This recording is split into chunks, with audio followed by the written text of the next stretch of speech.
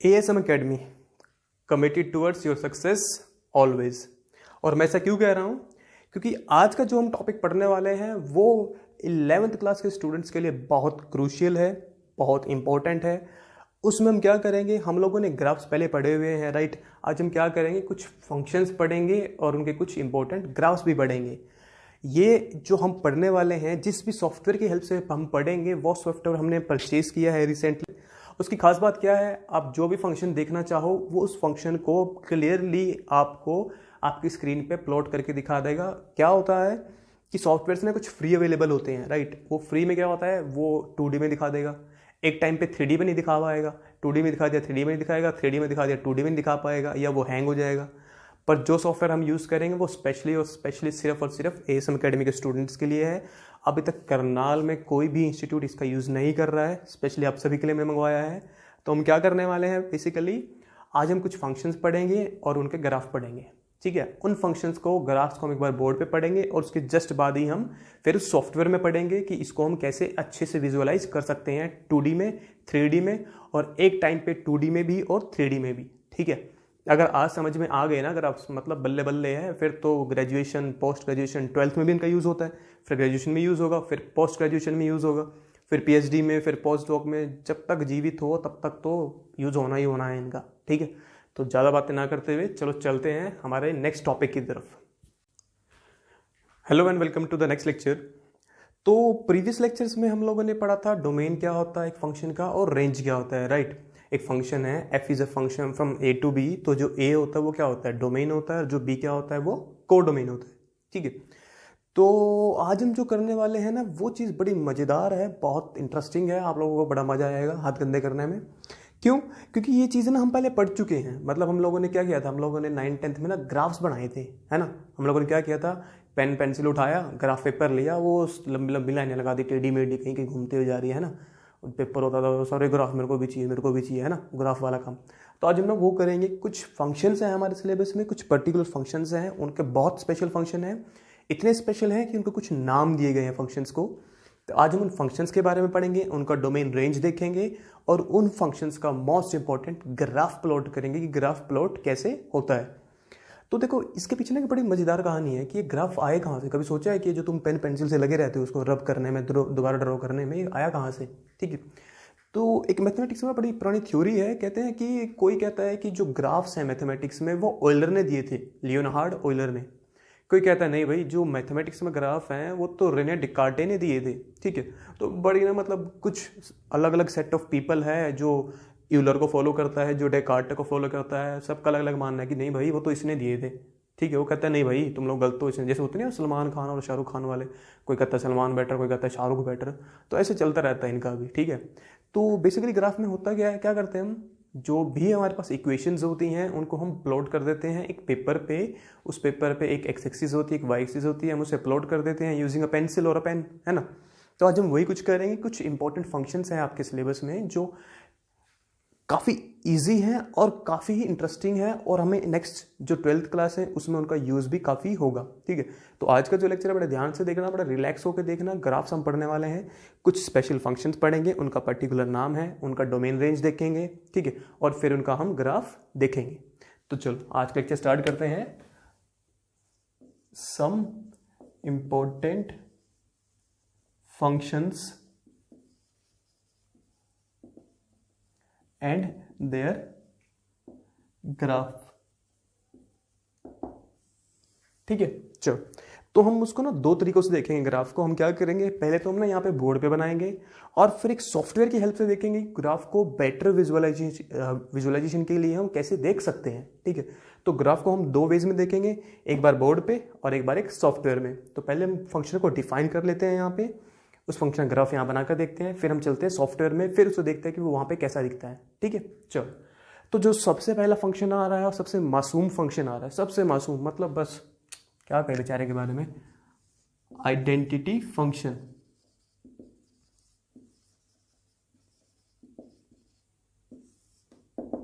तो सबसे पहला जो फंक्शन है वो सबसे मासूम है, बहुत मासूम है बेचारा, बड़ा शरीफ है, ठीक है। तो उसका नाम है आइडेंटिटी फंक्शन। ये फंक्शन देखो, फंक्शन है तो मैं किससे डिनोट कर सकता हूँ, स्मॉल एफ से, ठीक है। तो ये जो फंक्शन होता है इसको मैंने स्मॉल एफ से डिफाइन कर दिया। इस फंक्शन का जो डोमेन होगा वो होगा R, the set of all real numbers. मतलब तुम इस फंक्शन में कोई भी रियल नंबर पुट कर सकते हो, रूट के अंदर नेगेटिव नहीं होना चाहिए, क्योंकि जो रूट के अंदर नेगेटिव होता है वो रियल नंबर नहीं होता, ठीक है। बाकी सब जो भी तुम सोच सकते हो वो रियल नंबर है। तो इस फंक्शन का डोमेन क्या है, set of all real numbers. मतलब इस फंक्शन में मैं कुछ भी रियल नंबर पुट कर सकता हूँ।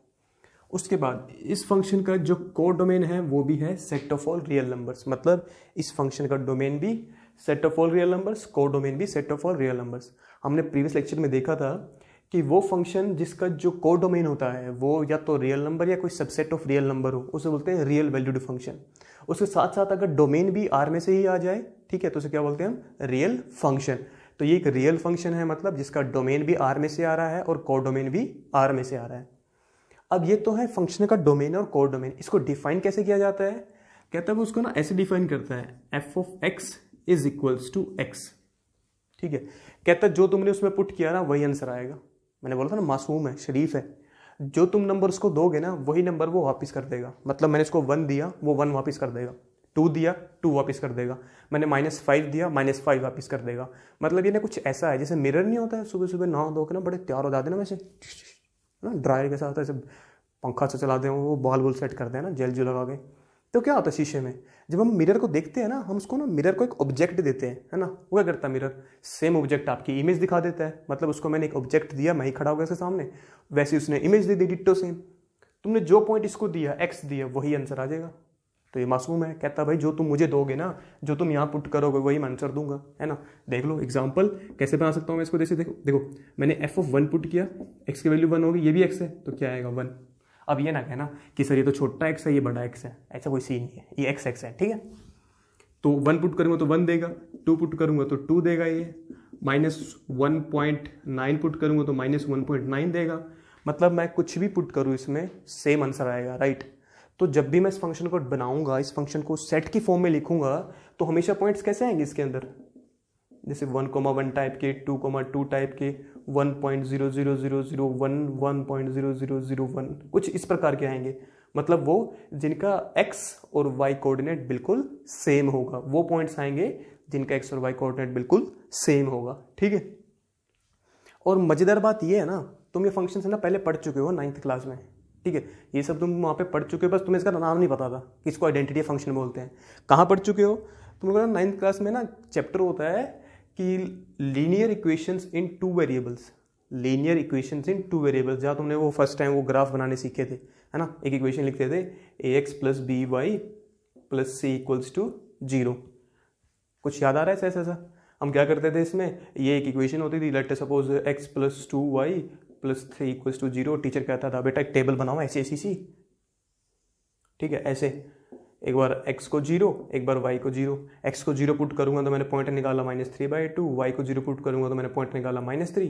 एक पॉइंट आएगा 0, -3/2 और एक पॉइंट आएगा -3, है ना। ऐसे कुछ करते थे ना, और फिर ऐसे बनाया, ये पॉइंट ढूंढे कहाँ आएंगे, 0, -3/2 मतलब यहाँ कहीं आएगा, और -3, 0 आएगा यहाँ कहीं, ठीक है। ये 2 पॉइंट आ गए, इनको एक लाइन से ज्वाइन कर दिया, और ये जो बन गई वो स्ट्रेट लाइन होती थी, है ना। ये वही फंक्शन है, ये यहीं से निकल के आया है, ठीक है। देखो क्या होता था, उसकी जनरल फॉर्म ना ये होती थी, ये मैंने रिकॉल करवा दिया 9th वाला, ऐसा कुछ होता था। उसकी ना जनरल फॉर्म ये होती थी, ठीक है, जो भी हमने पढ़ा था 9th क्लास में, लीनियर इक्वेशंस इन 2 वेरिएबल्स, ठीक है। चलो, तो ये बेसिकली ना यहीं से निकल के आया है, ठीक है। कैसे, देखो fx है और मुझे ये पता है कि y का मतलब होता है fx, तो इसको मैं लिख सकता हूँ y = fx = x। मतलब y का मतलब क्या हो गया, x हो गया, है ना।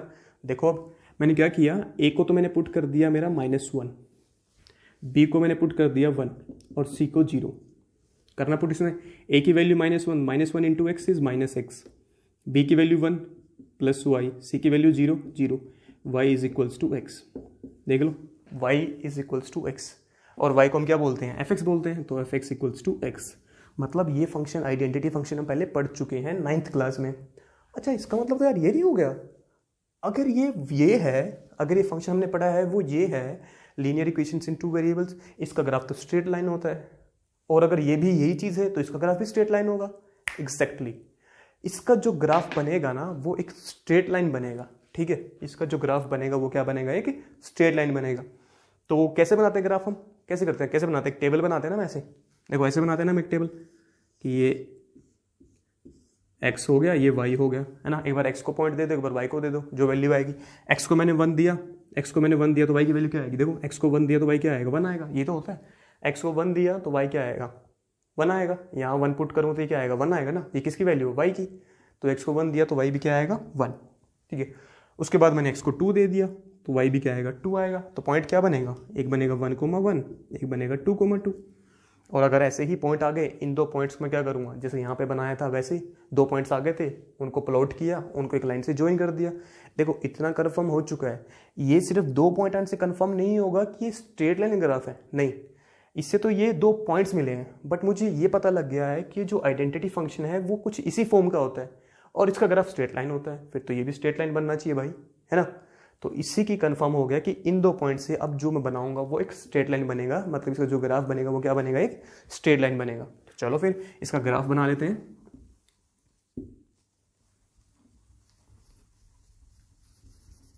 अच्छा ग्राफ बनाते हैं इसका ग्राफ में क्या बनाऊंगा, एक स्ट्रेट लाइन। 2 पॉइंट कौन कौन से आए मेरे, 1,1 एंड 2,2। चलो फिर ग्राफ बनाते हैं इसका। Let us suppose this is x axis, this is y axis, this is origin, this is y prime, ठीक है। तो ये 1 हो गया, ये 2 हो गया, ये 3 हो गया, ये 4 हो गया, ऐसे -1 -2 -3, ऐसे 1 2 3 -1 -2 -3। तो 2 पॉइंट आए थे ना मेरे पास, एक आया था 1,1, एक आया था 2,2। तो एक पॉइंट आया था मेरा 1,1, एक आया था 2,2। कहाँ से आया था, इसमें मैंने पुट करके देखे। तो चलो मैंने लिया फिर 1 ये रहा, तो 1,1 कहाँ आएगा, यहाँ। ये 2 है, ये 2 है, तो 2,2 कहाँ आएगा, यहाँ। 2 पॉइंट्स आगे, ज्वाइन कर देंगे इनको, तो क्या बनेगा, इनको ज्वाइन करने पे एक straight line passing through origin, ठीक है। तो ये ग्राफ किसका है मेरा, y = x लिख सकते हो, या इसको ऐसे लिख दो fx = x का, ठीक है। तो ये जो ग्राफ मेरा बन के आया है, ये ग्राफ बना है मेरा आइडेंटिटी फंक्शन का। क्यों, क्योंकि मुझे पता लग गया ये आइडेंटिटी फंक्शन कुछ नहीं है, ये वो लीनियर इक्वेशन थी 2 वेरिएबल्स में। तो इसका ग्राफ तो स्ट्रेट लाइन बनना चाहिए था, और स्ट्रेट लाइन को प्लॉट कैसे करते हैं, 2 पॉइंट्स निकाल के उनको ऐसे ज्वाइन कर देंगे, क्या बन गया, स्ट्रेट लाइन। तो ये ग्राफ किसका बनेगा, ऐसे आइडेंटिटी फंक्शन का। इसको एक और बेटर विजुअलाइजेशन के लिए ना हम चलो सॉफ्टवेयर में चलते हैं, उस सॉफ्टवेयर में देखते हैं कि इसको कैसे दिखा जाएगा, ठीक है। चलो सॉफ्टवेयर में चलते हैं। तो चलो जो हमने अभी फंक्शन देखा है आइडेंटिटी फंक्शन, उसको एक मैथमेटिकल टूल की हेल्प से देखते हैं कि वो विजुअलाइज कैसा होगा, राइट। तो हम क्या करने जा रहे हैं, कुछ टेक्निक्स का, कुछ मैथमेटिकल सॉफ्टवेयर्स है, उनकी हेल्प से हम उनको ग्राफ्स को ड्रॉ करके देखेंगे वो एक्चुअली में दिखते कैसे हैं, ठीक है। तो ये एक मैथमेटिकल सॉफ्टवेयर है जिसका हम यूज करने वाले हैं यहाँ पर। This software is used to draw graphs, ठीक है। तो बेसिकली होता क्या है इस सॉफ्टवेयर में, ये इनपुट का ऑप्शन यहाँ पे दिया हुआ है, हम यहाँ पे फंक्शन डालेंगे। जैसे हमने यहाँ पे फंक्शन इनपुट कर दिया, यहाँ पे जो निकल के आएगा वो इसका ग्राफ होगा, उसी फंक्शन का जो हमने यहाँ पे डाला होगा, ठीक है। बट वो बनाने से पहले कुछ चीजें समझा देता हूँ मैं यहाँ पे। देखो जो भी हम डोमेन लेते हैं, हम फंक्शन पढ़ रहे हैं, फंक्शन के पास एक डोमेन होता है, एक कोडोमेन होता है, राइट। फंक्शन का जो भी डोमेन होता है, तुम कभी भी किसी भी फंक्शन ग्राफ बनाओ, आज कल 11th में, 12th में, ग्रेजुएशन में, पोस्ट ग्रेजुएशन में, पीएचडी में, पोस्ट डॉक में, कहीं पे जाकर भी उसका जो डोमेन होता है वो हमेशा एक्स एक्सिस पे दिखाया जाएगा। ये एक्स एक्सिस है, देखो एक्स लिखा हुआ है, और ये वाई एक्सिस है, ठीक है। तो फंक्शन का जब भी कोई डोमेन होता है वो एक्स एक्सिस पे दिखाया जाता है, जो उसकी रेंज या कोड डोमेन होता है वो हमेशा वाई एक्सिस पे दिखाया जाता है। मतलब जो हम इसमें पुट करते हैं, सपोज एक फंक्शन है मेरे पास, हमने अभी आइडेंटिटी फंक्शन पढ़ा है fx = x, तो जो भी हम उसमें पुट करते हैं ना, वो पुट करने वाले सारे सारे पॉइंट्स ना इस एक्स एक्सिस पे रिप्रेजेंट किए जाते हैं। जो आंसर निकल के आता है वो हमेशा वाई एक्सिस पे रिप्रेजेंट किया जाता है, ठीक है। तो जो जो भी पॉइंट्स आंसर निकल के आएंगे उनको मैं यहाँ पे पुट कर दूंगा, वो मेरे क्या बन जाएगी, रेंज बन जाएगी, ठीक है। तो ऐसे हम एक ग्राफ बनाते हैं, ये वही ग्राफ है जो हम लोग 9th-10th में पढ़ते थे, पेन पेपर वाला, ठीक है। तो वो वाला ग्राफ है ये। चलो तो एक फंक्शन बना के देखते हैं, आइडेंटिटी फंक्शन। मैंने यहाँ पे आइडेंटिटी फंक्शन को डाला, देखो ये आइडेंटिटी फंक्शन है, राइट। और देखो इसका ग्राफ बन के आ गया यहाँ पर, ऐसा ग्राफ होगा आइडेंटिटी फंक्शन का, ठीक है। ये हमने देखा है अभी, आइडेंटिटी फंक्शन ग्राफ कैसा होगा, ऐसा होगा, राइट। चलो तो मैं क्या करता हूँ, मैं इसका कलर चेंज कर देता हूँ, लेट इट बी रेड। देखो अब ये रेड शो हो रहा है। तो ये जो ग्राफ है ये किसका ग्राफ है, आइडेंटिटी फंक्शन का। ठीक है, क्या होता है आइडेंटिटी फंक्शन, आइडेंटिटी फंक्शन कैसे डिफाइन करते हैं हम, F X equals to X की हेल्प से, राइट। मतलब जो उसमें इनपुट होगा, जो यहाँ पे इनपुट होगा इस एक्स की जगह पे, वही इस पूरे का आंसर आएगा। पूरे का आंसर मतलब जो यहाँ आता है। तो अगर मैं यहाँ 1 पुट करूंगा तो यहाँ क्या आएगा, 1 आएगा। यहाँ 2 पुट करूंगा तो 2, 3 पुट करूंगा 3, 1.1 पुट करूंगा तो 1.1, है ना। तो ऐसे डिफाइन किया जाता है F X equals to X, जो आइडेंटिटी फंक्शन होता है उसके ग्राफ को। ठीक है, चलो एक चीज और दिखाता हूं मैं इस पे बेटर विजुअलाइजेशन के लिए। मैं क्या कर रहा हूँ, मैं ना एक पॉइंट ले रहा हूँ इस ग्राफ के ऊपर। देखो मैंने एक पॉइंट ले लिया ए। ठीक है, पॉइंट का नाम क्या है मेरा, ए पॉइंट है। इस पॉइंट की खास बात क्या है, ये पॉइंट हमेशा ना इस ग्राफ के ऊपर लाई करेगा। कैसे, देखो ये ग्राफ किसका है, F X equals to X का। और मैंने पॉइंट कैसे डिफाइन किया है, A equals to point on F. तो ये जो f था, इसी f के ऊपर मैंने ये पॉइंट ले लिया। अब जब भी ये पॉइंट मूव करेगा ना, ये हमेशा इस ग्राफ के ऊपर ही मूव करेगा, इसके अलावा कहीं भी मूव नहीं करेगा। ठीक है, चलो तो जैसे जैसे देखो ये पॉइंट मूव कर रहा है ना, वैसे वैसे ना ये चीजें यहाँ पे चेंज होती जा रही हैं। ये क्या बता रही है इसका, ये बता रही है इसका x कोऑर्डिनेट और ये इस पॉइंट का y कोऑर्डिनेट। तो मैं क्या करता हूँ, उसको यही दिखा देता हूँ जहां पर वैल्यू है। चलो अब ये जो पॉइंट है, ये पॉइंट हमेशा यही दिखेगा। ठीक है, अगर मैं चाहूं तो इस पॉइंट का भी कलर चेंज कर सकता हूं, तो लेट अस से दिस बी ब्लैक। ठीक है, चलो अब देखो जैसे जैसे ये पॉइंट मूव करेगा ना, वैसे वैसे इस पॉइंट की जो कोऑर्डिनेट्स है वो यहाँ पे बताता जाएगा वो। ठीक है, अभी जैसे ये पॉइंट है, ये कितने पे है, x की वैल्यू है 2.01 और y की भी क्या आएगी 2.01। ऑब्वियसली क्यों, क्योंकि हम पढ़ रहे हैं आइडेंटिटी फंक्शन। आइडेंटिटी फंक्शन में जो पुट करते हैं वही आंसर आता है। तो जैसे जैसे मैं इस पॉइंट को मूव करता जाऊंगा, देखो अभी 2 हो गया था ये, है ना। तो जैसे जैसे मैं इस पॉइंट को मूव करूंगा, जैसे 2 पे है, x की वैल्यू 2 हो गई तो y भी क्या देगा 2। मतलब अगर मैंने डोमेन में 2 है, अगर मेरे डोमेन में 2 है, ये बहुत इंपॉर्टेंट बात है कि अगर डोमेन में 2 है, क्योंकि ये आइडेंटिटी फंक्शन है, इसका domain set of all real numbers है, जितने भी रियल नंबर दुनिया में है, तो 2 तो आएगा ही आएगा। तो अगर मैंने 2 यहाँ पुट कर दिया तो आंसर भी क्या आएगा, इसका 2 आएगा। हमें पता है जब भी हम ऐसे बनाते हैं, आगे वाला क्या होता है, जो पॉइंट पुट करते हैं जो डोमेन वाला होता है, और पीछे वाला क्या होता है, जो इमेज होती है, जो आंसर आता है ना। चलो तो जैसे जैसे देखो मैं ये पॉइंट इस लाइन के ऊपर मूव करवाऊंगा, वैसे वैसे इस पॉइंट के कोऑर्डिनेट्स दिखा रहा है वो, एक्स कोऑर्डिनेट भी और वाई कोऑर्डिनेट भी, जो हम पुट कर रहे हैं वो भी, और जो आंसर निकल के आ रहा है वो भी। ये आंसर है ये वाला, और ये है जो मैं पुट कर रहा हूँ। तो जैसे जैसे ये पॉइंट इस पर मूव करेगा, वैसे वैसे देखो इसके x और y कोऑर्डिनेट्स बिल्कुल एक्जैक्टली सेम होंगे, होने भी चाहिए, क्योंकि ये हमारा कौन सा फंक्शन है, आइडेंटिटी फंक्शन। तो आइडेंटिटी फंक्शन कौन सा होता है, वो फंक्शन जिसमें हम जो भी पॉइंट पुट करें उसका आंसर वही आए। ठीक है, तो this is our identity function. तो जैसे जैसे ये पॉइंट इस पर मूव करेगा, इसके हमेशा के लिए x और y कोऑर्डिनेट्स क्या होंगे, सेम होंगे, क्योंकि हम पढ़ रहे हैं आइडेंटिटी फंक्शन। ठीक है, चलो तो मैं क्या करता हूँ, इस आइडेंटिटी फंक्शन को ना एक और तरीके से दिखाता हूँ, विजुअलाइज कैसे हम कर सकते हैं। ठीक है, चलो अच्छा देखा है कभी क्या होता है, लेटर से किसी स्टेट में ना कुछ डिजास्टर आ गया, बाढ़ आ गई, कहीं पे फ्लड आ गई, तो क्या करते हैं उस स्टेट का जो सीएम होता है या पीएम होता है अपने मोदी जी, वो क्या करते हैं, वो एक ना एरोप्लेन में बैठ के ना देखते हैं उसको ऊपर से। ठीक है, क्यों, क्योंकि ऊपर से ना एक एरियल व्यू आ जाता है, और उसकी हेल्प से ना वो चीजें काफी क्लियर दिखती है। अब तुम लोग क्या दिख रहा है, ये ग्राफ बना हुआ दिख रहा है, जितना मैं इसको जूम इन करता जाऊंगा उतना तुम्हें बड़ा दिखता जाएगा।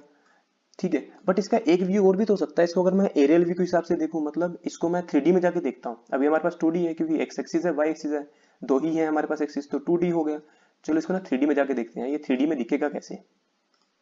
देखो ये 3D का ग्राफ हो गया, मैं इसे थोड़ा सा और बड़ा कर देता हूँ और इसको थोड़ा इधर कर देता हूँ। ये इसका 3D का ग्राफ है।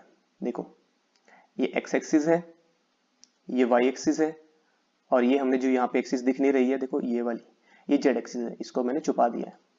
अब हम 3D में से देख रहे हैं, मतलब हम अब क्या कर रहे हैं, हम इस ऐसे हवा में कहीं ना कहीं एक प्लेन में उड़ रहे हैं और इसको ऐसे देख पा रहे हैं हम। ठीक है, विजुअली देखो ये पॉइंट ए वही है, देख लो 3.02 3.02, यहाँ पर भी वही वैल्यूज है। जैसे जैसे ये पॉइंट यहाँ मूव करेगा वो उधर भी मूव करेगा। तो बेसिकली हो क्या रहा है, यहाँ पर हम एक ही पॉइंट को मूव करवा रहे हैं, इस एरिया में हम उसको 2D में देख पा रहे हैं, और यहाँ पे हम उसे 3D में देख पा रहे हैं कि 3D में वो दिखेगा कैसा। ठीक है, तो ये किसका ग्राफ हो गया, F X equals to X, जिसका नाम है आइडेंटिटी फंक्शन। बड़ा अच्छा सा फंक्शन है, कहता है भाई जो तुम मुझे पॉइंट दोगे, जो तुम मुझे नंबर दोगे, मैं वही वापस कर दूंगा। मतलब बड़ा दिलदार है, जो तुमने इसको नंबर दिया वो हमेशा वही नंबर वापस कर देगा। ठीक है, चलो आगे चलते हैं। तो फिर ये ग्राफ किसका आया है? स्ट्रेट लाइन का, राइट। किसका? एक फंक्शन है आइडेंटिटी फंक्शन, कैसे डिफाइन किया गया है? fx equals to X, right. अब मैं ये हटा देता हूँ क्योंकि मैंने समझाने के लिए बनाया था। तो फंक्शन क्या बनता है मेरा? fx इक्वल्स टू एक्स बनेगा। तो मैं यहाँ लिख सकता हूँ, क्या लिख सकता हूँ? फिगर, किसका फिगर है ये? fx इक्वल्स टू एक्स का, right.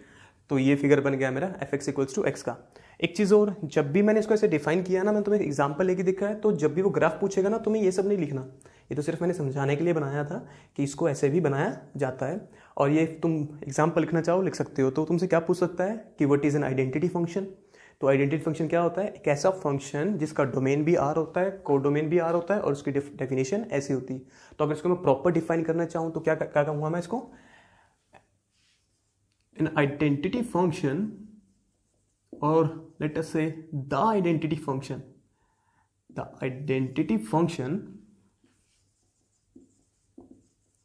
f is given by this। जो आइडेंटिटी फंक्शन होगा उसे हम ऐसे डिफाइन करेंगे, कैसे? r से r पे फंक्शन है, कैसे डिफाइंड है? Defined as fx equals to X. और ये मैंने कुछ पॉइंट पुट करके दिखाए हैं उस आइडेंटिटी फंक्शन में। जब मैं पॉइंट पुट करूंगा तो उनका आंसर क्या निकल के आएगा, और ये उसका क्या है? ग्राफ है। तो तुम जब भी ग्राफ बनाकर दिखाओगे, डोंट प्लॉट दिस पॉइंट्स। ये सिर्फ मैंने समझाने के हिसाब से बताया ताकि तुम्हें याद हो जाए कि जो ग्राफ है ये हम पहले पढ़ चुके हैं। What you have to do just straight line, you have to draw a straight line passing through the origin. ये पॉइंट्स मेंशन कर देना, कुछ यहाँ पे, कुछ इस तरफ, कुछ इस तरफ, ठीक है। तो ये जो बनेगा मेरा, किसका ग्राफ बनेगा? आइडेंटिटी फंक्शन का। अच्छा, एक फंक्शन और पढ़ते हैं, चलो। एक फंक्शन वो भी हम पहले पढ़ चुके हैं, इसको थोड़ा सा मैं कम कर देता हूँ अब। तो एक फंक्शन और पढ़ते हैं, वो हम पहले भी पढ़ चुके हैं। याद, हमने कुछ टाइम पहले ना एक अकड़ू फंक्शन पढ़ा था। अकड़ू, उसमें कुछ भी पुट करो वो एक ही आंसर देता है हर बार, है ना। मतलब उसमें तुम कुछ भी पुट कर दो वो एक ही आंसर देगा, ठीक है। जैसे वो नहीं होता, बच्चे नहीं होते हैं, जब उनको कुछ चाहिए होता है ना, उनको बोलो बेटा खाना खा ले, नहीं पी जाओ, बेटा ये खा ले, पी जाओ, ये खा ले, पी जाओ, है ना, ऐसे। चलो, तो एक सेकंड फंक्शन पढ़ते हैं, उस फंक्शन का नाम है कांस्टेंट फंक्शन, ठीक है। चलो, तो इसको बोलते हैं हम कांस्टेंट फंक्शन। कांस्टेंट फंक्शन क्या होता है? कहता है फंक्शन, अब एक चीज समझो मेरी यहाँ पे, अगर मैं इन दोनों की इकट्ठे बात करूंगा, मतलब साथ में ये भी ले लूंगा, ये भी ले लूंगा, इसको मैं नोटेशन एफ दे चुका हूं, तो इसको एफ नहीं दूंगा फिर मैं। क्यों? फिर पता कैसे लगेगा एफ किसकी बात हो रही है? इसकी है इसकी? बात समझ में आ रही है? क्योंकि मैं सेम बोर्ड पे हूं अभी, तो इसको मैंने एफ बोल दिया, इसको मैं कुछ और नाम दे देता हूं। अगर ये यहां नहीं होता इसको मैं एफ बोल सकता हूं, ठीक है। नोटेशन मेरे हाथ में है, मैं इस फंक्शन को एफ बोलूं, जी बोलूं, एच बोलूं, जे, के, कुछ भी बोलूं, ठीक है, वो मेरे हाथ में है। बट वो होना चाहिए कुछ ऐसे लिखा होना चाहिए, ठीक है। ऐसे नहीं कि सिर्फ लिख दोगे जे, नहीं, ऐसे लिख सकते हो जे एक्स, एच एक्स, ऐसे। इसका मतलब हो जाएगा फंक्शन है ये, ठीक है। तो क्योंकि यहाँ पे ऑलरेडी एक फंक्शन लिखा हुआ है, तो इसको मैंने एफ नाम दे दिया है, तो इसको मैं जी नाम दे सकता हूँ। या क्या कर सकता हूँ मैं, इसको रब कर दूंगा, इसको रब कर दो, चलो ये अच्छा काम है, इसको ना रब कर दो, ठीक है। तुमने नोट डाउन करने से नोट डाउन कर लो, फिर हम इसे ना रब कर देते हैं और डायरेक्ट इसकी बात करते हैं, ठीक है। चलो, तो एक बार वीडियो को पॉज करके चाहे इसे नोट डाउन कर लो, ठीक है। चलो, तो सपोज ये यहाँ पे नहीं है, अब ये नहीं है, तो अब मैं इसको ना f बोल सकता हूँ। अब ये नहीं है तो मैं इसको f बोल सकता हूँ, या मैं इसको g बोल सकता हूँ, या इसको मैं h बोल सकता हूँ, मेरी चॉइस है। चलो, तो इसको मैंने f बोल दिया। अब फंक्शन fx डिफाइंड एज, कैसे? इसका जो डोमेन होगा ना वो भी r होगा, set of all real numbers. जो को डोमेन होगा वो भी r होगा, set of all real numbers. और डिफाइंड कैसे है? Given by fx equals to c। c is a constant, c, k, b, जो भी तुम्हें ठीक लगे, c, ठीक है। Where c is a fixed constant, ये फिक्स्ड नंबर है। जैसे सपोज तुमने 5 ले लिया, तो जैसे फॉर एग्जांपल तुमने क्या किया, fx को ले लिया 5, राइट, ये फिक्स्ड है। मतलब क्या करो, तुम इसमें कुछ भी पुट करो, तुम x कहां से आएगा? डोमेन से। तुम इसमें जो मर्जी पुट कर दो, ये 5 आंसर देगा, ठीक है। देखो, बहुत स्लो चल रहा हूँ इस टॉपिक में, क्योंकि बहुत बच्चों को फंक्शंस में प्रॉब्लम आती है, ठीक है। वो क्या करते हैं, वो ना रट्टा मार लेते हैं इन चीज़ों का, और बाद में फिर पछताना पड़ता है 12th क्लास में जाके कि यार फंक्शन ध्यान से पढ़ लेते। तो एक एक चीज़ को बड़ी बारीकी से पढ़ो। मैं बहुत स्लो पढ़ा रहा हूँ, पूरे लेक्चर में 1 या 2 क्वेश्चन ही करवा रहा हूँ, क्योंकि ये जो टॉपिक चल रहा है ये काफ़ी इंपॉर्टेंट है समझने के पॉइंट ऑफ व्यू से भी, ठीक है। चलो, तो फंक्शन क्या हो गया मेरा, fx इक्वल्स टू 5, कॉन्स्टेंट है। देखो, अकड़ू है, कहता भाई x कहाँ से आएगा? इस हाल से। कहता भाई तुम कुछ पुट कर लो, 1 2 3 4 5 6 -100, कुछ भी पुट करो। कह रहा है मैंने तो 5 ही आंसर देना है, ठीक है, मैंने तो 5 ही आंसर देना है। चलो एक एग्जांपल और ले लेते हैं, कुछ भी आंख बंद करके ना ऐसे कुछ भी नंबर लिख दो, लेट अस सपोज 6 लिख दिया मैंने, ठीक है 6 हो गया, बस आंख बंद करके कुछ भी -2, ये क्या है मेरा कांस्टेंट फंक्शन, अकड़ू फंक्शन। क्या पुट कर सकता हूँ मैं इसमें, set of all real numbers, answer में से क्या आएगा -2, ठीक है। तो इसका मतलब तो ये हो गया ना कि मैंने इसमें 1 पुट किया तब भी आंसर क्या आएगा, इस वाले की बात करते हैं, मैंने 1 पुट किया तब भी आंसर क्या आएगा 5, 2 पुट करूंगा तब भी 5, 3 पुट करूंगा तब भी 5। तो पॉइंट कैसे बन रहे हैं देख लो, पॉइंट कैसे बनेंगे, पॉइंट बनेंगे 1 पुट कर रहा हूँ 5 आंसर आएगा, 2 पुट कर रहा हूँ 5 आंसर आएगा, 1.1 पुट करूंगा 5 आंसर आएगा, है ना, माइनस के पुट करूंगा -100 भी पुट किया तो भी आंसर आएगा 5 आएगा। तो ये है अकड़ू फंक्शन, तुम कुछ भी पुट करो आंसर हमेशा क्या आएगा 5। तो इसकी जो रेंज है, देखो एक चीज समझो, ये कोडोमेन है, ये रेंज नहीं है, ठीक है। रेंज इसका सबसेट होता है, क्यों, क्योंकि जो आंसर आते हैं वो इसके अंदर होते हैं, जरूरी थोड़ी पूरा का पूरा यही बनेगा। जैसे इसका रेंज जो आ रहा है वो रेंज क्या है, तो इसकी बहुत इंपॉर्टेंट चीज़ है, इसकी रेंज क्या बनेगी।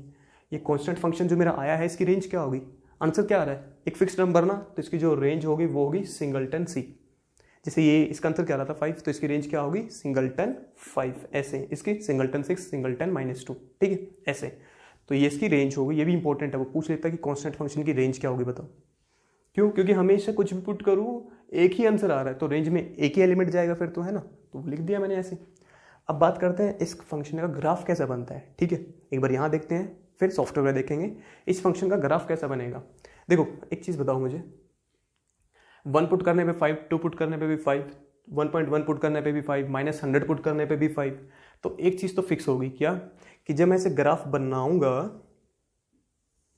ये एक्स एक्सिस होगी, ये X prime, Y axis Y, Y का तो एक ही पॉइंट आ रहा है हमेशा, वाई तो फिक्स्ड हो गया एक जगह पे, कहाँ पे 5 पे, तो वाई तो हमेशा कहाँ आएगा 5 पे, ये 1 हो गया, ये 2 हो गया, ये 3 हो गया, ये 4 हो गया, ये 5 हो गया, तो वाई तो हमेशा कहाँ आएगा 5 पे ही आएगा। मतलब मैं कुछ भी पुट करूँ आंसर क्या आना है हमेशा 5 आना है। तो मैंने ये ओरिजिन ले लिया, ये 1, ये 2, ये 3, ये 4, ये 5, ये 6, -1, -2, -3, -4, कुछ भी पुट करते जाओ आंसर तो उसने 5 ही देना है हमेशा, है ना। तो लेट अस से -1, -2 एंड सो ऑन, ये ऐसे बन गए। ये जो हमने बनाया है ना कांस्टेंट फंक्शन, ठीक है, ये जो बनाया है मैंने, ये f(x = c), ये भी वही है लीनियर इक्वेशंस इन 2 वेरिएबल्स वाला। देख लो कैसे, वो क्या होती है linear equations in 2 variable, ax + by + c = 0, है ना। देखो f(x) की वैल्यू क्या होती है, y होती है, तो ये किसके इक्वल होगा, y = c, तो मतलब क्या बनेगा, y = c बनेगा, है ना।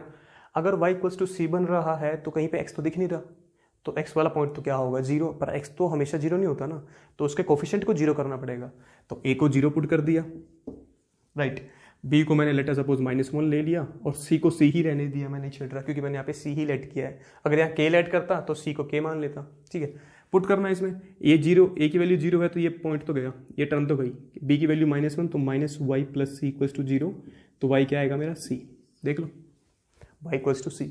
तो मतलब तो ये हो गया भाई, इसका तो ग्राफ स्ट्रेट लाइन है, और ये जो फंक्शन आया है ये यहीं से निकल के आया है, तो फिर तो इसका ग्राफ भी स्ट्रेट लाइन बनेगा, है ना। तो फिर इसका ग्राफ भी क्या बनेगा, स्ट्रेट लाइन बनेगा। और स्ट्रेट लाइन वाले ग्राफ की खासियत क्या होगी, इस स्ट्रेट लाइन वाले ग्राफ की खासियत ये है कि ये इसका जो y कोऑर्डिनेट है ना हर एक पॉइंट का, वो हमेशा फिक्स होगा। ये तो तुम इसको ऐसे समझ लो कि भाई स्ट्रेट लाइन है, 2 ही पॉइंट चाहिए, ये 2 ले लो, ये 2 ले लो, ये 2 ले लो, कोई भी 2 पॉइंट ले लो, यहाँ पे पॉइंट को दोनों को डाल दो और लाइन से ज्वाइन कर दो, है ना। चलो ऐसे कर लेते हैं, 1,5 ये 1 है, ये 5 है, 2,5 ये आ गया, 2 पॉइंट आ गए, एक लाइन से ज्वाइन कर दिया, आ गया ग्राफ। ग्राफ बनेगा, किसका ग्राफ है ये, f(x) = 5 का, है ना। ऐसे ही अगर मुझे f(x) = 4 का बनाना है, वो भी ऐसा बनेगा। क्यों, क्योंकि ये वो ग्राफ बनने वाला है, इस ग्राफ पे मैं कोई भी पॉइंट ले लूँ, कोई भी पॉइंट अपनी मर्जी से, ये तो कंफर्म हो गया भाई, इसका जो ये y कोऑर्डिनेट होगा ना ये तो 5 होगा, फिक्स है। क्यों, क्योंकि आंसर तो 5 ही आना है हमेशा, आगे वाला कुछ भी हो बट पीछे वाला क्या आएगा 5। तो कांस्टेंट फंक्शन का ग्राफ कैसा होता है, एक स्ट्रेट लाइन होती है पैरेलल टू एक्स एक्सिस, देख लो ये पैरेलल है एक्स एक्सिस के, ठीक है। तो कांस्टेंट फंक्शन का बहुत इंपॉर्टेंट लाइन है कि कांस्टेंट फंक्शन का जो ग्राफ होता है वो पैरेलल टू एक्स एक्सिस होता है, ठीक है। पेपर में क्वेश्चन बन सकता है कि which of the following is true about the constant function, वो पहला ऑप्शन दे देगा, the graph of constant function is parallel to X axis, the graph of a constant function is parallel to Y axis, the graph of a constant function is passing through the origin always, D option none of this.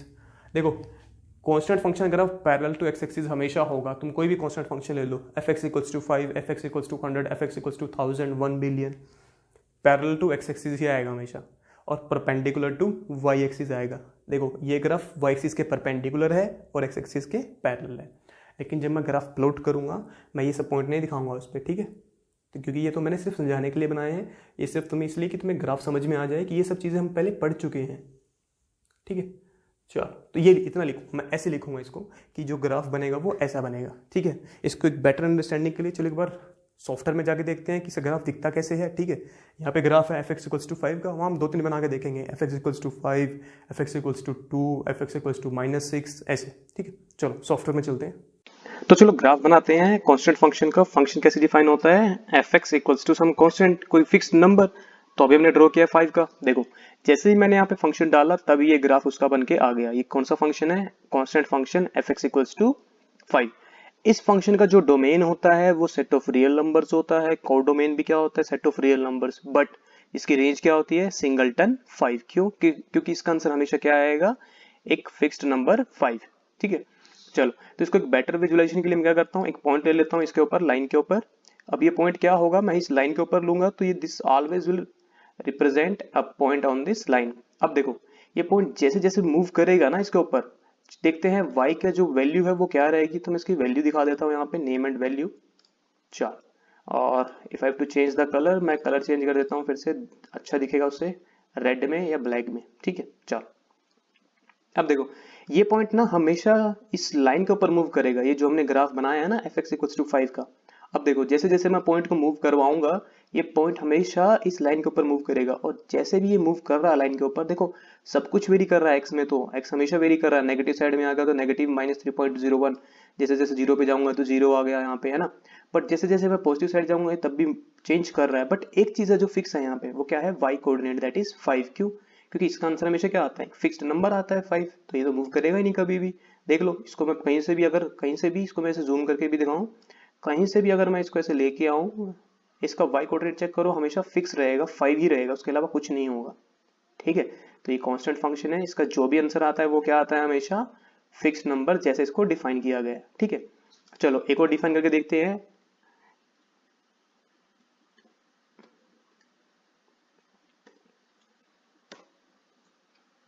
ठीक है, देखो देखो मैं तुम्हें एक चीज समझाई थी अभी कि हम एक टाइम पे दो फंक्शंस को सेम नाम नहीं दे सकते। जैसे ही मैंने एफ एक्स इक्वल्स टू 3 लिया, वो एफ एक्स इक्वल्स टू 5 यहाँ से चला गया, है ना। क्यों, क्योंकि हमें ये पता तो हो कि जो मैं एफ एक्स इक्वल्स टू 5 ले रहा हूँ इसके अलावा कोई और फंक्शन नहीं हो जिसका नाम सेम हो। अब देखो अगर मुझे करना है ना तो मैं ऐसे कर सकता हूँ, जी एक्स इक्वल्स टू 5, देखो वो फिर से वापस आ जाएगा, आ गया वापस, है ना। तो मैं नाम चेंज कर देता हूँ, जब मैं एक टाइम पे दो फंक्शंस यूज करूंगा तो दोनों का नाम मैं अलग अलग लेकर ही चलता हूँ, ठीक है। बट इसके भी हमें जरूरत नहीं है, इसको हटा देते हैं। अब देखो ये जो पॉइंट मैंने लिया था अब वो किस पे आ गया है मेरा, इस पे, ये जो हमने ग्राफ बनाया है जी एक्स इक्वल्स टू 5 का, जी एक्स इक्वल्स टू 3 का, सॉरी। तो ये जो बनेगा, अब इसको अगर मैं ऐसे ही मूव करवाऊं, देखो हर चीज चेंज कर रही है एक्स में तो, बट वाई कोऑर्डिनेट हमेशा 3 रहने वाला है। क्यों, क्योंकि ये कांस्टेंट फंक्शन का ग्राफ है, राइट। और ये जो ग्राफ होता है क्या होता है, हमेशा पैरेलल टू एक्स एक्सिस होगा और परपेंडिकुलर टू वाई एक्सिस होगा। तो ये फिर से एक फंक्शन हमने बना दिया, कांस्टेंट फंक्शन। कैसे डिफाइन किया हमने, एफ एक्स इक्वल्स टू 3, तो इसकी जो रेंज है उसमें एक ही नंबर आएगा, सिंगलटन 3। इसका domain set of all real numbers, codomain भी set of all real numbers. तो ये क्या हो गया मेरा कांस्टेंट फंक्शन। मैं कहीं भी बना सकता हूँ इसको, मतलब मैं कुछ भी अगर ड्रॉ करना चाहूँ, लेट सपोज मैंने एक फंक्शन डिफाइन किया, कुछ भी पॉइंट्स ले सकता हूँ मैं, कोई भी कांस्टेंट फंक्शन ले सकता हूँ मैं, मेरी चॉइस है, ठीक है। जैसे सपोज करो मुझे लेना -10, तो -10 लिया मैंने, देखो नीचे आ गया, है ना, देखो ये नीचे आ गया। इसकी बेटर अंडरस्टैंडिंग के लिए मैं क्या कर सकता हूँ, इसका कलर भी चेंज कर सकता हूँ ताकि अच्छे से दिखे। तो लेट अस से दिस इज ब्लैक। अब देखो ये बन गया मेरा। मैं क्या कर सकता हूँ, एक पॉइंट इस पे भी ले सकता हूँ, तो मैंने क्या किया, इसके ऊपर मैंने एक पॉइंट ले लिया बी। अब देखो जैसे जैसे मैं इसको मूव करवाऊंगा ना, इसके लिए भी सेम चीजें ट्रू होंगी। क्या, कि ये जैसे जैसे पॉइंट मूव करेगा ना, इस पॉइंट का वाई कोऑर्डिनेट कभी चेंज नहीं होगा, देखो हमेशा -10 रह रहा है वो, और एक्स हमेशा चेंज हो रहा है जैसे जैसे मैं मूव कर रहा हूँ मैं इसके ऊपर, है ना। और ये ग्राफ फिर से क्या है, इस एक्स एक्सिस के पैरेलल है, देख लो एक्स एक्सिस थी इसके पैरेलल था। मैंने 3 ग्राफ बनाए, देखो तीनों के तीनों अगर मैं बात करूँ, तीनों के तीनों ही एक्स एक्सिस के पैरेलल है, एक स्ट्रेट लाइन आई है और परपेंडिकुलर टू वाई एक्सिस है, तो एक कांस्टेंट फंक्शन का ग्राफ बनता है ऐसे, ठीक है। चलो तो चलो थर्ड फंक्शन पढ़ते हैं आज के लेक्चर का। थर्ड फंक्शन का जो नाम है वो है पॉलिनोमियल फंक्शन।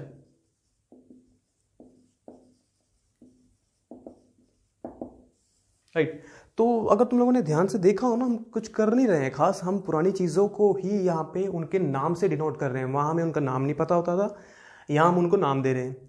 एक ऐसा ही होता है पॉलिनोमियल फंक्शन, राइट। और पॉलिनोमियल फंक्शन भी मोस्टली हम पहले पढ़ ही चुके हैं। क्या होता है तुम्हें पता ना, क्वाड्रेटिक इक्वेशन होती है, राइट। कैसी होती है quadratic equation, ax² + bx + c type की, है ना, इक्वल्स टू 0 होता है। ऐसे क्यूबिक होती है, ऐसे तुम लोगों ने लीनियर भी पढ़ी है ना। तो बेसिकली होता क्या है, आज हम ना वही पढ़ेंगे, कुछ ऐसे फंक्शंस पढ़ेंगे जिसमें x की टर्म्स बार बार आती जाएंगी, ठीक है। जैसे हम लोगों ने ये पढ़ा था 10th क्लास में कि एक पॉलिनोमियल है, लेट अस सपोज x + 2, इसकी 0 बताओ क्या होगी। एक दूसरा पॉलिनोमियल है 2x² + 1 + 3, इसकी जीरोस होंगी कि नहीं होंगी बताओ भाई, इसकी तो नहीं होगी, ठीक है। ऐसे हमने पढ़ा था, कुछ भी पढ़ा था हमने ऐसे ही, x² - 2x + 1 पढ़ा था हमने, इसकी जीरोस बताओ भाई क्या होंगी, है ना। तो बेसिकली जो हमने पढ़े थे क्या थे, पॉलिनोमियल्स थे ना, इन्हीं को बोलते हैं पॉलिनोमियल फंक्शन। ये जो हम पढ़ चुके हैं पहले, इन्हीं को बोलते हैं पॉलिनोमियल फंक्शन। ये भी पॉलिनोमियल है, ये भी पॉलिनोमियल है, ये भी पॉलिनोमियल है। इनकी खास बात क्या है, देखो इसके अंदर ना x की टर्म्स जरूर आ रही है, ठीक है, x की टर्म्स आ ही रही हैं, हमेशा आ रही हैं। तो हम क्या करेंगे, आज हम ये जनरल फॉर्म लिखेंगे कि पॉलिनोमियल फंक्शंस की जनरल फॉर्म क्या होती है। चलो तो फिर हम एक फंक्शन डिफाइन करने जा रहे हैं, उसको बोलते हैं पॉलिनोमियल फंक्शन। यही फंक्शंस हैं वो, इनको जिसको हमने 10th क्लास में पॉलिनोमियल बोला था, उनको एक्चुअली में फंक्शंस बोलते हैं। और उन फंक्शंस को हम यहाँ पे एक जनरल फॉर्म में लिखेंगे। अब कैसे लिखते हैं, a function fx is said to be a polynomial function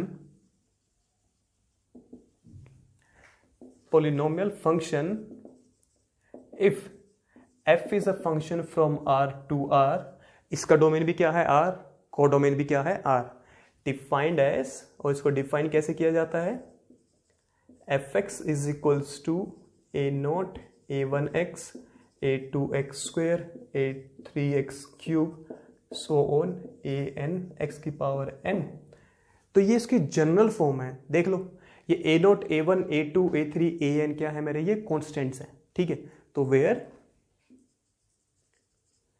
a0 a1 a2 and so on an are constants. और ये कौन से कॉन्स्टेंट्स हम क्या पढ़ रहे हैं, real numbers are real number constants. या मैं डायरेक्ट भी लिख सकता हूँ, देखो शॉर्ट फॉर्म में इसको ऐसे भी लिख सकता हूँ, ये सब कहाँ से आ रहे हैं, आर से, तो बिलोंग्स टू आर, मतलब क्या है, ये सारे सारे रियल कॉन्स्टेंट्स हैं। तो ये जनरल फॉर्म होती है। और ये जो यहाँ पे n दिया हुआ है ना, ये वो पावर होती है। जैसे हमने क्वाड्रेटिक पॉलिनोमियल पढ़ा था, उसकी मैक्सिमम पावर कितनी होती है 2, क्यूबिक की 3 होती है, बाई क्वाड्रेटिक की 4 होती है, लीनियर की 1 होती है। तो ये वो n होता है, मतलब n की पॉसिबल वैल्यूज क्या क्या हो सकती हैं, 1 2 3, 0 भी हो सकता है, 0 1 2 3 4 5 6 7 ऐसे, है ना। और ये फिर n कहाँ से आ रहा है, n belongs to, I can say n is a non negative integer. Non negative integer मतलब वो इंटीजर जो नेगेटिव नहीं हो सकता। तो नेगेटिव नहीं होगा तो क्या होगा फिर, या तो 0 या 0 से बड़ा इंटीजर। तो ये पूरा का पूरा क्या कहलाता है, एक पॉलिनोमियल फंक्शन, ये उसकी डेफिनेशन है, ठीक है। ये हम पहले पढ़ चुके हैं, हम 10th क्लास में पॉलिनोमियल्स पढ़ते थे, उसके रूट्स निकालते थे ना, जीरोस निकालते थे पॉलिनोमियल की। तो ये बेसिकली वही है, उसकी मैंने जनरल फॉर्म लिखी है, ठीक है। तो मैं क्या करूँगा, a0 a1 a2 a3 इन सबको कोई पर्टिकुलर वैल्यूज दे दूंगा तो पॉलिनोमियल निकल जाएंगे मेरे, ठीक है। फॉर एग्जाम्पल अगर मैंने की बात करूँ, एक पहला फंक्शन लूँ, तो मैंने ले लिया सपोज fx = x ले लूँ, ये हमने अभी भी पढ़ा है, fx = x, है ना। देख लो यहीं से बनाइए, भी यहाँ से बना हुआ है। a0 को 0 कर दो, a1 को 1 कर दो, इसको 0 इसको 0, इन सबको 0 कर दो, मतलब यहाँ जितने भी कॉन्स्टेंट बच गए ना, सबको 0 कर दो और इसको भी 0 कर दो। तो ये गया, ये गया, ये गया, ये गया, अंदर वाली सारी टर्म गई, क्या बचेगा, a1x, a1 को 1 कर दो, इसको 1 कर दो, क्या बचेगा, अब सारा का सारा x नहीं बचेगा। तो मतलब जो हमने आइडेंटिटी फंक्शन पढ़ा था वो भी एक पॉलिनोमियल फंक्शन होता है, राइट। चलो, तो ये पहला एग्जांपल हो गया, इसका ग्राफ हम देख चुके हैं, ठीक है। हम क्या करेंगे, देखो पॉलिनोमियल फंक्शंस का ना इन जनरल कोई ग्राफ नहीं होता है कि सबका कॉमन ग्राफ हो, ऐसा नहीं होता है। अब a1 a2 a3 ये सब क्या है, कांस्टेंट है, और मेरे पास कांस्टेंट के पास कितनी चॉइसेस होंगी, इन्फिनिटली मैनी। तो ऐसे कितने फंक्शंस बन सकते हैं, इन्फिनिटली मैनी। बट उन सबका ना कोई कॉमन ग्राफ नहीं है, ठीक है। वो डिपेंड करेगा तुम लोगों ने कौन सा फंक्शन बनाया है उसके ग्राफ पे, ठीक है। जैसे इसका ग्राफ मैंने बनाया था, क्या आएगा, क्या आया था, एक स्ट्रेट लाइन आई थी पासिंग थ्रू द ओरिजिन। एक फंक्शन और ले लेते हैं, कुछ कॉमन यूज्ड फंक्शन ले लेते हैं जो हमारे 11th और 12th में यूज होते हैं। तो एक मैंने ले लिया fx equals to X square, ये भी हम 10th क्लास में पढ़ चुके हैं, fx equals to X square. इसका ग्राफ हम अभी प्लॉट करेंगे और देखना वो स्ट्रेट लाइन नहीं आएगा, ठीक है। एक एग्जांपल और ले सकते हैं हम, fx equals to x cube ले सकते हैं, या और एग्जांपल्स लेने हैं तो fx equals to 2x square plus 3x minus 1 हो गया। देख लो, ये क्वाड्रेटिक वाला पार्ट है ना, ये फंक्शन है तो ये क्वाड्रेटिक वाला पार्ट हो गया है ना। इधर जीरो होता तो क्या होता, फिर क्वाड्रेटिक इक्वेशन, बट ये क्या है, क्वाड्रेटिक पॉलिनोमियल। कुछ भी बना लो अपनी मर्जी से, राइट। एन के पास क्या पॉसिबल चॉइस है, एन कोई भी नॉन नेगेटिव इंटीजर हो सकता है, तो मैं क्यूबिक पॉलिनोमियल बना देता हूँ। ये लो, X cube plus 3x square minus X plus 1, ये भी क्यूबिक पॉलिनोमियल है। देख लो, इसकी मैक्सिमम पावर कितनी है, 3 है। ये क्वाड्रेटिक पॉलिनोमियल है, इसकी डिग्री कितनी है, मैक्सिमम 2 है। ये लीनियर पॉलिनोमियल है, ये क्वाड्रेटिक पॉलिनोमियल है, मैक्सिमम पावर 2 है। ये इसकी मैक्सिमम पावर 3 है, तो ये कौन सा है, क्यूबिक पॉलिनोमियल। ऐसे 4 डिग्री वाला होगा तो उसे बोलेंगे बाई क्वाड्रेटिक, ठीक है। बट हमारे सिलेबस में ज़्यादा नहीं है, हम क्या करेंगे, इनमें से कुछ स्पेशल पढ़ेंगे। एक स्पेशल ये फंक्शन है और एक ये पढ़ेंगे अभी हम, ठीक है। तो एक इसको पढ़ेंगे और एक इसको पढ़ेंगे, ठीक है। इन दोनों का ग्राफ बना के देखते हैं, पहले यहाँ बनाते हैं, फिर सॉफ्टवेयर में चलते हैं कि देखते हैं इसका ग्राफ एक्चुअली में दिखता कैसा है। और ट्रस्ट मी, ये सब तुम पहले पढ़ चुके हो, इसका ग्राफ तुम पहले पढ़ चुके हो 10th क्लास में। पैराबोला याद है, 10th क्लास में क्या चीज़ होती थी, पैराबोला। ये इसका ग्राफ जो होगा ना वो पैराबोला होगा, ठीक है। चलो देखते हैं कैसे बनता है इसका ग्राफ पैराबोला। चलो फिर, तो ग्राफ्स कौन से वाले फंक्शन का, fx equals to X square. ये इंपॉर्टेंट है 11th के हिसाब से भी, 12th के हिसाब से भी, उसके बाद भी, ठीक है। इसलिए मैं सारे नहीं करूंगा, जो हमारे काम के हैं हम वही करेंगे, ये दोनों, ठीक है। चलो, fx equals to X square. देखो फंक्शन काम कैसे करता है, इसमें अगर मैंने 0 पुट किया तो क्या आंसर देगा, 0। तो मतलब एक पॉइंट तो बनेगा 0 0। 1 पुट करूंगा तो क्या देगा, 1 देगा, तो एक पॉइंट बनेगा 1 1। ऐसे ही 2 पुट करूंगा तो 2 यहाँ पुट किया, 2 का स्क्वायर क्या होगा मेरा, 4, ठीक है। ऐसे ही 3 पुट करूंगा तो 3 का स्क्वायर कितना होगा मेरा, 9 होगा, राइट। तो ऐसे ही मैं पॉइंट पुट करता जाऊंगा, जो आंसर आएंगे वो क्या आएंगे, उनका स्क्वायर आएगा। तो इसका जो ग्राफ बनता है बेसिकली वो एक पैराबोला बनता है, राइट। इसका जो ग्राफ बनता है वो कुछ इस प्रकार का बनता है। अच्छा, एक चीज़ बताओ मुझे, यहाँ देखे तुम इसमें कोई भी नंबर पुट करो, इसका डोमेन क्या है, डोमेन देखो, इन सबका डोमेन रियल नंबर्स है और को डोमेन भी रियल नंबर्स है। तो अगर इसका डोमेन रियल नंबर है तो मैं कोई भी नंबर पुट कर सकता हूँ। चलो एक नंबर ना नेगेटिव में पुट करके देखते हैं कि नेगेटिव नंबर क्या होंगे। मैंने -1 पुट किया, क्या आंसर आएगा, -1 पुट करूंगा तो -1 का स्क्वायर 1। -2 पुट किया, -2 पुट करूंगा, -2 का स्क्वायर 4। एक चीज़ ऑब्जर्व कर रहे हो, जो 1 पुट करने पे आंसर आएगा वही -1 पुट करने पे भी आएगा। जो 2 पुट करने पे आंसर आएगा 4, वही -2 पुट करने पे भी आएगा। क्यों, क्योंकि यहाँ पे स्क्वायर है। हमें ये पता है किसी भी नंबर का स्क्वायर करो और उसका नेगेटिव वाला पार्ट लेकर उसका स्क्वायर करो, सेम आता है ना। 5 का स्क्वायर करूंगा तब भी 25, -5 का स्क्वायर करूंगा तब भी 25। तो इसकी जो इमेज आ रही है, इस फंक्शन की जो इमेज आ रही है वो किसी भी पॉइंट पे और उसके नेगेटिव पार्ट पे सेम आ रही है ना। तो मतलब अगर इसको मैं ड्रॉ करना चाहूँ तो इसका जो आंसर आएगा हमेशा वो कैसा आ रहा है, 0 या 0 से बड़ा। नेगेटिव तो कभी नहीं आएगा ना आंसर, क्योंकि ये स्क्वायर है ना। नेगेटिव तो आंसर कभी नहीं आएगा। अगर नेगेटिव कभी आंसर आएगा नहीं तो ये नेगेटिव वाई एक्सिस होती है ना, इस तरफ तो ग्राफ कभी बनेगा भी नहीं। तो ग्राफ हमेशा कहाँ बनेगा, ऊपर की तरफ, है ना। क्यों, क्योंकि इसका आंसर तो कभी भी नेगेटिव नहीं आता है। जब आंसर नेगेटिव ही नहीं आ रहा है तो नेगेटिव वाई नहीं आएगा, नेगेटिव वाई नहीं आएगा तो नेगेटिव साइड में ग्राफ कैसे बनेगा फिर, है ना। चलो, तो 0 पुट करने पे 0 दिया था, यहाँ हो गया, लेट अस से 0 है, ये 1 है, ये 2, ये 3, ये 4s सोन चलता जाएगा, ये -1 -2 -3। 0 पुट करने पे 0 दिया, 1 पुट करने पे अगर इसको मैंने 1 मान लिया, ये 2, ये 3, ये 4, ये y एक्सिस हो गया और ये x एक्सिस हो गया। 1 पुट करने पे 1 दे रहा है, -1 पुट करने पे भी 1 दे रहा है, 2 पुट करने पे वो 4 दे रहा है, -2 पुट करने पे भी 4 दे रहा है, 3 पुट करने पे भी 9 देगा, -3 पे भी 9 देगा, है ना। तो इनको ना अगर मैं ज्वाइन करूँ ना तो ग्राफ कुछ इस शेप का बनेगा। ये थोड़ा टेढ़ा बन गया है बट कोई नहीं, सॉफ्टवेयर में इसको अच्छे से देख लेते हैं। यही फ़ायदा होता है सॉफ्टवेयर यूज़ करने का। यहाँ पे तो ना टेढ़ी मेढ़ी लाइन्स बन जाती हैं, सॉफ्टवेयर में नहीं बनती, सॉफ्टवेयर में फिक्स है। ठीक है, तो ये कुछ ऐसा जाएगा और ये कुछ ऐसा जाएगा। ठीक है, ऐसे ये 2 है तो ये यहाँ आएगा। हाँ ठीक, तो ये ग्राफ कुछ ऐसा बनेगा, कुछ ना बाउल शेप का। पहले पढ़ चुके हैं हम ये 10th क्लास में, है ना। तो दिस इज किसका ग्राफ आया है मेरा, fx equals to X square का। ठीक है, तो ये ग्राफ बन गया मेरा fx equals to X square का। अगर तुम इसको याद रखना ना, इस शेप का जो नाम है ना, वो शेप का नाम को ही हम बोलते हैं पैराबोला। क्या बोलते हैं हम इसको, पैराबोला। ये हमारे सिलेबस में एक चैप्टर में और यूज़ होगा, 11th में हम डायरेक्ट दोबारा पढ़ेंगे पैराबोला को कि आया कहाँ से। ठीक है, बट तब तक के लिए हम जो अभी के लिए ज़रूरत है हम वही पढ़ेंगे। तो इस ग्राफ कैसा बनता है, एक पैराबोला बनता है। ठीक है, चलो, तो ये बन गई ऐसी एक बाउल शेप सी बन गई, मतलब कुछ ऐसा सा। ठीक है, एक चीज़ जो यहाँ पे ना ध्यान रखने वाली वो ये है, देखो ये यू लेटर होता ना, ये यू की तरह नहीं है। ये क्या हो रहा है, ये ना बढ़ता जा रहा है। मतलब क्या हो रहा है कि जैसे ऐसे शेप है ना, ऐसे दोनों तरफ ऐसे बढ़ता जा रहा है। यू जो होता है ना वो फिक्स होता है ऐसे, मतलब यू ऐसे बनता है ना। ये ऐसे नहीं बन रहा, देख लो ये फैलता जा रहा है। ये ना हमेशा यहाँ पे फिक्स होता है, ये जितना डिस्टेंस यहाँ है उतना यहाँ, यहाँ नहीं है। देखो ये डिस्टेंस थोड़ा कम है, ये थोड़ा और ज़्यादा हो गया, ये थोड़ा और ज़्यादा हो गया, ये थोड़ा और ज़्यादा हो गया। तो ये जो पैराबोला यहाँ बनता है ना, ये थोड़ा फैलता जाता है। ठीक है, यहाँ से ऐसे फैल जाएगा, ऐसे फैल जाएगा, मतलब ये ना थोड़ा सा वाइड होता जाएगा दोनों साइड से। ठीक है, चलो, तो इस बार बेटर अंडरस्टैंडिंग के लिए एक बार चलो इसको सॉफ्टवेयर में भी देखते हैं।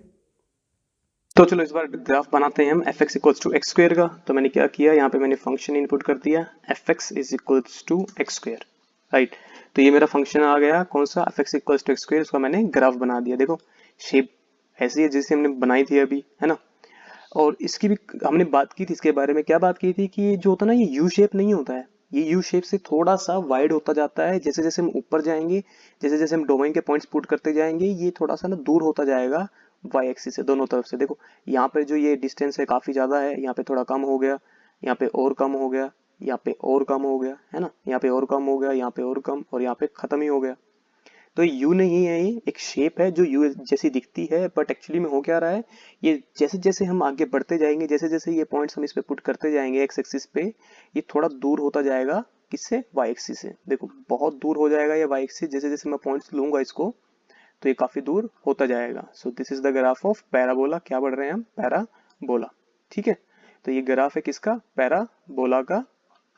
देखो यहाँ पर जूम करना पॉसिबल है, हम बोर्ड पे जूम नहीं कर सकते, है ना। यहाँ पे हम जितना मर्जी जूम कर लें इसको, कोई दिक्कत नहीं होगी। तो ये किसका ग्राफ बन गया हमारा, पैराबोला का। और देख लो फिर से वही बात की थी हमने, पैराबोला कभी भी एक्स एक्सिस के नीचे लाई नहीं करता। क्यों, क्योंकि ये है fx equals to X square. जो भी नंबर पुट करूंगा उसका स्क्वायर करना है हमें, स्क्वायर करने के बाद कोई भी नंबर नेगेटिव नहीं आता। तो ग्राफ कभी भी एक्स एक्सिस के नीचे नहीं आएगा, हमेशा एक्स एक्सिस के ऊपर ही रहेगा ये। ठीक है, तो ये किसका ग्राफ है, fx equals to X square का। चलो इसे एक बार 3D में फिर से देखते हैं। देखो ये है जो मैं, अगर मैं ऐसे बात करूँ तो ये 2D है, और इसको भी मैं थोड़ा इधर दिखा देता हूँ। ठीक है, और अगर तुम लोगों को थोड़ा और रियलाइज करना है तो मैंने क्या किया, एक पॉइंट ले लिया इसके ऊपर। See the point will move on this parabola, और मैंने क्या किया, उसकी वैल्यू शो कर दी यहाँ पे। अब ये जब भी पैराबोला मूव करेगा ये अपनी वैल्यू भी यहाँ पे शो करेगा कि ये कौन सी वैल्यू ले रहा है। ठीक है, चलो, तो अब देखो जैसे जैसे ये पॉइंट मूव करेगा वैसे वैसे इस पे भी मूव करेगा। देखो जैसे जैसे ये पॉइंट मूव करेगा ये इस पे भी मूव करेगा। ये पॉइंट एक्चुअली में देखो ये मूव कर रहा है ना। तो ये क्या है, इस पैराबोला की 3D में हम इसको कैसे देख पाएंगे। देखो ये ऐसा दिखेगा अगर मैं इसको 2D में देखूंगा, और ऐसे अगर मैं इसको, ये देखो बिल्कुल सेम हो गया 2D में मेरा। और इसको अगर मैं ऐसे भी देखूंगा तो ये किस में दिखेगा मेरा, 3D में। तो एक शेप है जो ऐसी बन रही है। ठीक है, so this is called the parabola. तो चलो अपना ग्राफ देखते हैं fx equals to x cube का कैसा बनेगा। ठीक है, ये भी हमारे सिलेबस में है और ये भी इंपॉर्टेंट है। तो हम नेक्स्ट क्या करने वाले हैं, fx equals to x cube. देखो चलो इसमें फिर से मैंने 0 पुट किया, क्या देगा ये, 0 पुट करूंगा तो 0 आंसर आएगा। 1 पुट किया मैंने यहाँ पे तो क्या आंसर आएगा, 1 आएगा। 2 पुट करूंगा तो क्या देगा, 2 का क्यूब, 2 का क्यूब कितना होता है, 8 होता है ना। ऐसे मैंने 3 पुट किया, 3 पुट करूंगा यहाँ पे 3 का क्यूब कितना होगा, 27 होगा, और ये ऐसे ही चलता जाएगा, है ना। चलो इस बार ना नेगेटिव नंबर भी पुट कर लेते हैं दोबारा से। तो -1 पुट करूंगा तो -1 का क्यूब, -1 का क्यूब, जो इस बार ना ग्राफ उधर बनाएंगे हम, यहाँ पे ना पॉइंट्स मेंशन कर लेते हैं। -1 का क्यूब करूँगा तो इतना आएगा -1, ठीक है। -2 का ग्राफ बनाया मैंने, -2 को पॉइंट पुट किया मैंने यहाँ पे तो कितना आएगा, -8 आएगा। -3 को पुट करूँगा तो कितना आएगा, -3 यहाँ पुट किया, क्यूब करूँगा तो -27 आएगा, एंड सो ऑन। मतलब इस बार क्या हो रहा है, उसका आंसर पॉजिटिव भी आ रहा है, ये देख लो पॉजिटिव भी आ गया और नेगेटिव भी आ गया, है ना। तो इस बार जो ग्राफ बनेगा वो एक्स एक्सिस के ऊपर भी बनेगा, एक्स एक्सिस के नीचे भी बनेगा। चलो फिर ग्राफ बनाते हैं इसका।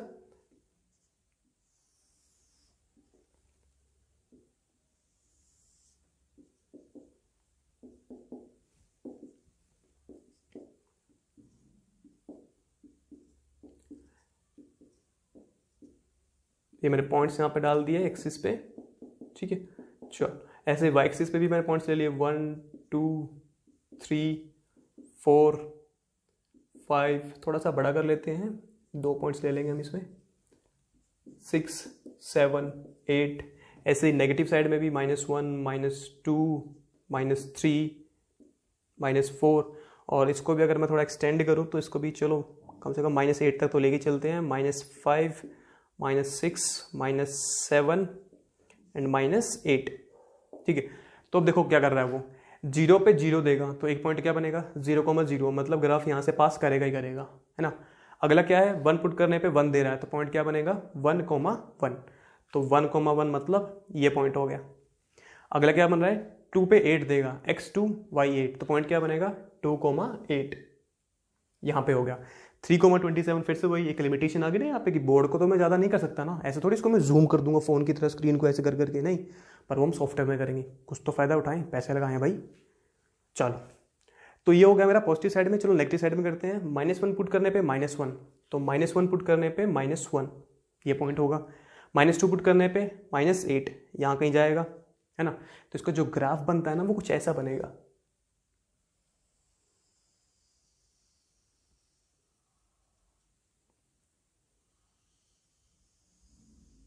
ऐसा। तो जो एक्स क्यूब का ग्राफ होता है ना, fx equals to x cube graph कुछ ऐसा होता है दिखने में, ठीक है। और ये भी ना थोड़ा ऐसे ना दूर दूर होता जाएगा, देखो इतना पास था, फिर थोड़ा दूर, फिर दूर, फिर दूर, ऐसे। तो ये भी ना वाई एक्सिस से थोड़ा दूर जाता जाएगा, ऐसे ऊपर की साइड भी थोड़ा दूर जाता जाएगा। तो किसका ग्राफ है, fx equals to x cube का। तो ये हमने जो ग्राफ पढ़ा है, एक एक्स स्क्वायर का पढ़ चुके हैं हम, एक एक्स क्यूब का पढ़ चुके हैं। इस ग्राफ को अब चलो देखते हैं कि सॉफ्टवेयर की हेल्प से हम कैसे समझ सकते हैं, वहां जूम करके दिखाऊंगा मैं, देखना, ठीक है। चलो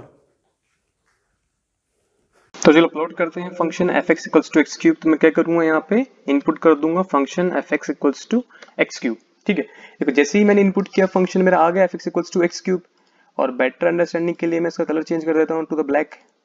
अब देखो ये जो मेरा फंक्शन बन चुका है fx equals to x cube, इसका ग्राफ कुछ ऐसा बनेगा, और यहाँ पर मैं इसको जूम इन या जूम आउट कर सकता हूँ कंफर्टेबली, जो कि बोर्ड पे करना पॉसिबल नहीं था। तो इसलिए इस पर्टिकुलर टॉपिक के लिए मैंने एक सॉफ्टवेयर लिया है। इसका यही फायदा है कि ग्राफ्स को देखने में ना काफी अंडरस्टैंडिंग हो जाती है, आप उसको किसी भी एंगल से देख सकते हो, ठीक है। तो ये ग्राफ है हमारा fx equals to x cube का, राइट। और इस ग्राफ की क्या खासियत थी कि मैं इसमें जो भी पॉइंट पुट करूंगा यहाँ पे, उसका जो आंसर आएगा वो क्यूब बनेगा, है ना। तो ये फंक्शन हो गया fx equals to x cube का। इसको जितना मर्जी जूम कर लो, जूम इन कर लो, जूम आउट कर लो, graph will be like this only, ठीक है।